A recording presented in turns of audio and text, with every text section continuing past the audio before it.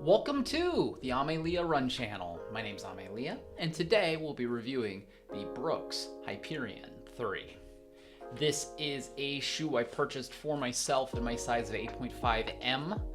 I got this from a sale on a website that I will put my hand up and say I had never heard of before. I don't necessarily recommend that website to you all, so I won't be saying the name just because they were stapling details of the shoe onto the bottom, and I was concerned about how that would affect the shoe.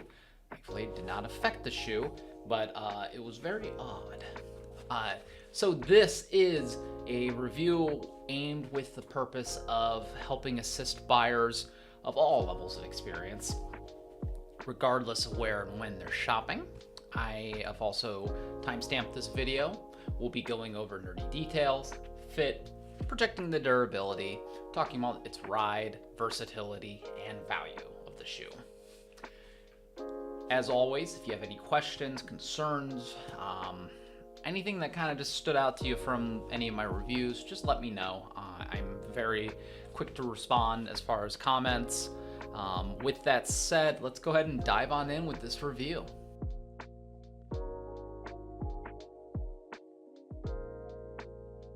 Okay, starting with the nerdy details. The Brooks Hyperion 3 was released back in July of 2025. This is a 8.5 ounce shoe. It has a 37mm heel stack, 29mm forefoot stack for an 8mm drop. It has Brooks's DNA Flash V2 foam. That's a nitrogen infused foam, folks. It's meant to be a little bit peppier than what you might find in some of the more cushioned, easy day kind of geared kind of shoes in their lineup. It also has what they call road tack, rubber outsole. It's a very interesting outsole. It feels very tacky, and I will say that it almost reminds me of like a basketball shoe, for better and worse, depending on how you like or dislike that feeling. It has a double jacquard mesh upper, and I'll tell you, the upper is wondrous because we'll go right on into fit. This fits true to size. Like I said, 8.5M is what I had. It was very comfy right from the first time I put it on. This double jacquard mesh upper is really, really, really comfortable. I'd argue maybe one of the most comfortable uppers I've ever experienced in a shoe. What I will say too is that it has really good ventilation, as you can see there. And like even as the weather got a lot hotter, a lot stickier, I did a run in this in like 88-degree weather, and I was calling my wife afterwards like I do, and we were talking about it, and I was like, man, these shoes made my feet feel pretty cozy, despite the fact that, it was like, I think at the time I said like, it's probably like, 78, 80 degrees. And she's like, oh no, it's like 88 degrees out. And I was like, wow. The interior of the shoe has like kind of this nice little heel cup down here. I will say, looking at it, a little bit more narrow in the heel, but definitely opens up and is roomier here. I know some folks like having that lockdown down on that backside. If you have any issues where like you have a really wide heel, you might want to try these on first. But aside from that, I mean, the fit was like a glove, really. Felt like kind of like a Goldilocks shoe for me. It wasn't too long, wasn't too short, wasn't too narrow, wasn't too roomy. I love roomy shoes, but this didn't feel too roomy. Because I definitely can tell when I have some shoes that are a little bit more on the roomy side. Begrudgingly, I have to share that whenever I do my reviews. So, this shoe is a lot for $110. I think you get a lot of shoe for $110. It's really impressive because I'd always kind of heard the Hyperion series was kind of like the kind of edgier, kind of like faster, non-plated option from Brooks's lineup, and I was always like, it doesn't really seem like my cup of tea. But these were kind of hailed for being more cushioned, and I think to a divisive effect. I know some folks were very, very upset about the fact that this was more of like a regular daily trainer, more of like a versatile daily trainer, whereas like the Hyperions before were pretty much squarely into the like just speed tempo workout kind of shoe. We'll get into that in a little bit here. I do want to project the durability first. This shoe is holding up really well, and I kind of been saying this lately, last couple of reviews I've been doing. My only concern is that it looks like it's getting kind of dirty a little bit easier. I've had these for about 40-45 miles, and I'd say again, mostly just like around where the heel is here, over on like some of the sides here, the flare on the lateral wall. Holds dirt a little bit easier than I'd like, but aside from that, I mean, if you really want to talk about the real things that matter as far as durability, you know, that foam on here in the middle, I'm usually used to that having a lot more breakdown, especially about around 50-ish miles. You can see a little bit of scuffs and tears here and there, but really ultimately, like the tacky treads here on the outsole are all really almost like new. I hate to say it like that because that sounds maybe a little hyperbolic, but let me check the other one. Yeah, no, I mean, they're both really, really well off right now. If I didn't know that there's another Hyperion coming out right around the corner, I'd probably be putting more miles on these. But I'll definitely be there in the front of the line for the new Hyperion whenever it comes out, I can tell you that, but we'll get there in a minute. Getting into the ride for the Hyperion 3, this is a very comfortable ride. I think that this toes the line between being a daily trainer and a tempo shoe really well. I can see the argument that it doesn't really completely lean into one or the other. However, as somebody who likes a little bit more, shall I say, stability in the sense of, like, for me, so when I think of stability, it isn't necessarily about like pronation. For me, it's more like I'm not wobbling around when I'm trying to do tempo workouts or if I'm trying to do hill strides. This really helps with those kind of runs where it feels like I'm having a daily trainer that can meet the occasion and not a tempo trainer that I'm holding on to by the skin of my teeth, right?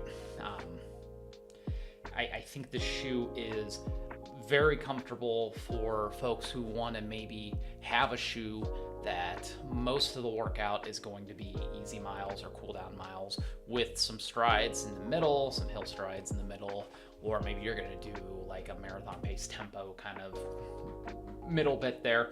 This will, you know, ramp up, meet that occasion, but then come back down to that daily trainer kind of pace a lot easier.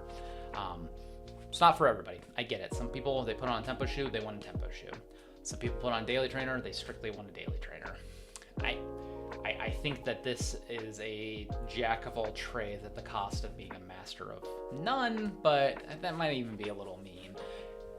You ever play like the sports games, you know, like when you pick a character based off of traits, you know, you'll see like all the different stats and it's like C or like CBA, CABD, whatever, all over the place, right?